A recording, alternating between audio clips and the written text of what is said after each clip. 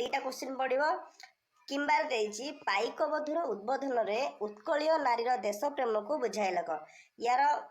answer मध्य provide करदेवी तुम comment section में बताओ एवं मोस्टली शेयर कर वीडियो को एवं चैनल को सब्सक्राइब करके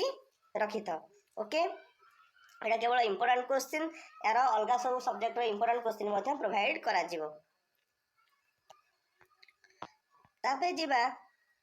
खर देइछि गांधीजी को नासी तत्व कौन गांधीजी को नासी तत्व कौन और एहार मूल उद्देश्य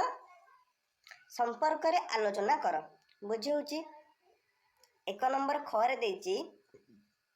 गांधीजी को नासी तत्व कौन और एहार मूल उद्देश्य संपर्क रे आलोचना कर एटा तुम माने करि पारिबो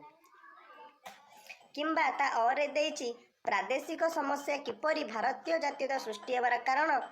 पठित प्रबंध अनुसरण रे लेख एटा को तुम लिखि पारिबो बुझे 120 शब्द लिखिबो तापर आछि प्राय 100टी शब्द मध्य लेख तुम विद्यालय रे सरस्वती पूजा किपरि पालित हला जणाई बंधुक निकट को पत्र लेख तुम विद्यालय रे सरस्वती पूजा किभଳି भाବରେ ହେଲା ता कोन बंधुक निकट को पत्र लिखिया को कह जायछि ओके किंबा पानीय जलर उत्कुट अभाव देखा देइथिबारु एहार विहित प्रतिकार दर्शाई तुरंत पदक्षेप नेबा को अनुरोध जणाई मंडल उन्नयन अधिकारी निकट को दरखास्त मध्य लिखिया को कह जायछि आइदर तुम एटा करछ कर नले एटा मध्य करिवो जोटा तुम आसीबो सेटा तुम करि पारे दरखास्त लिखि पारे पत्र लिखन तुम माने लिखि पारिबो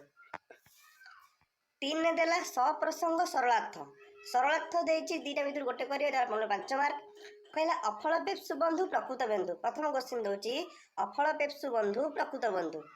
किंबा ए खड्ग मते अनासक्ति जोगरे दीक्षित करिछि एटा तुम माने करि पारो आइदर एटा करछ कर नले एटा करछ कर